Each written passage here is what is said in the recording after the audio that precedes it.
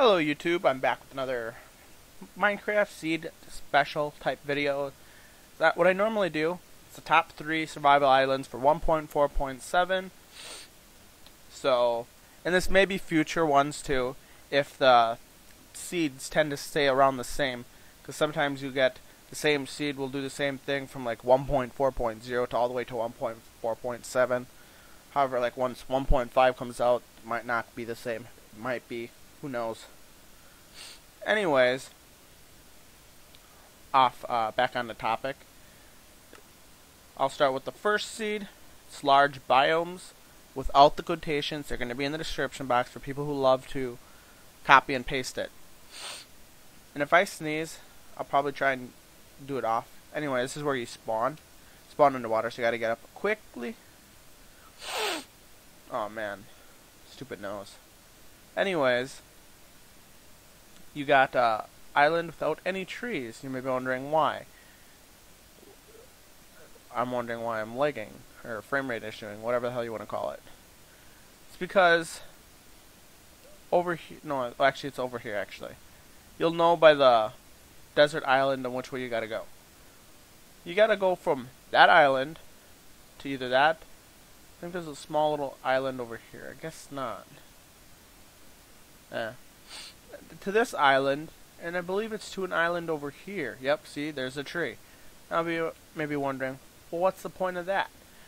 You're still island hopping. It's true, but I'm taking survival island to survival islands where you have multiple islands you can do it. But the thing is, you still only have one tree. And it makes it more difficult because you have to traverse through the water, which slows you down. And by the time you get to the dang tree, if you really need the tree, the sun's probably going to be at least midday, maybe even further down. It might even be starting to set, which would make it much more challenging to survive, depending on the difficulty you play on. That's basically it for this seed. I believe that was large biomes. Yep. Let's go to lollipop. Pretty straightforward seed. You got a tree right there. Got another tree right there, and you may be wondering, well, that makes it a little bit easier. It's like, well, I'm thinking this seed's more for people who like to play with another person. You claim that one person claims that tree, another person claims that tree, and then you split the island in half. You got to stay on your half of the island, and once you get down to, I'd say a decent amount of blocks, you end up having to like race for resources. Let's say first person to get diamond armor wins. So it brings like an end to the survival island challenge or whatever. If you understand what I'm saying.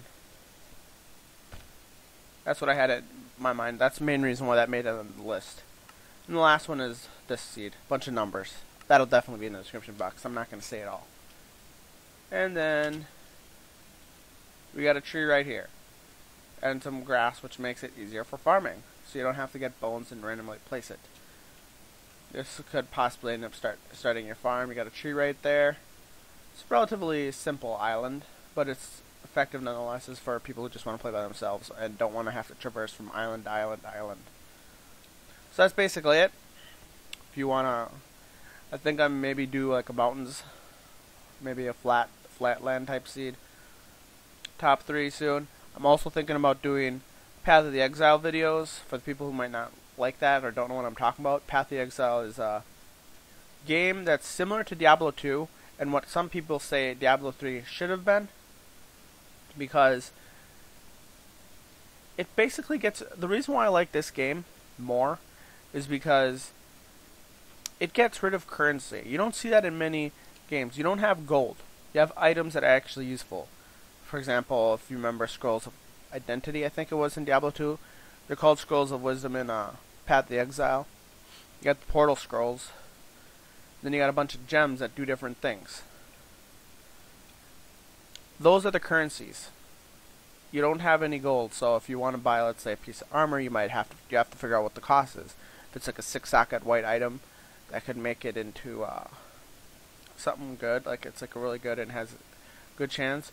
You want to decide if you want to chance it and make it like use an orb of chance and make it into a possible unique, or do you just want to use an orb of alchemy to make it a rare?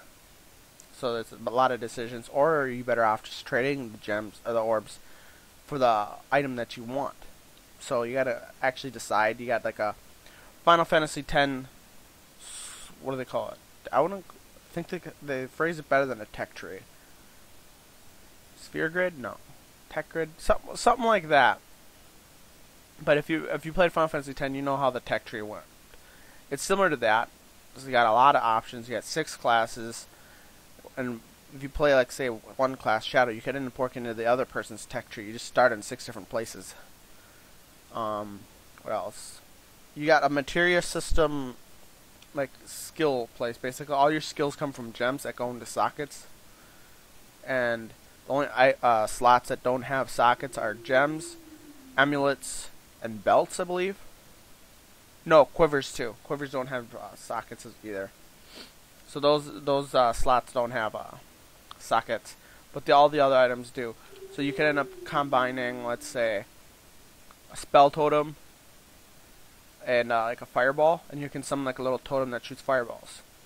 So that's the main reason I play it, because it's just really interesting, and it's relatively, I'd say, relatively addicting. If you like Diablo 2, you should check it out. Anyways, that's basically it for this video. So see you, dudes.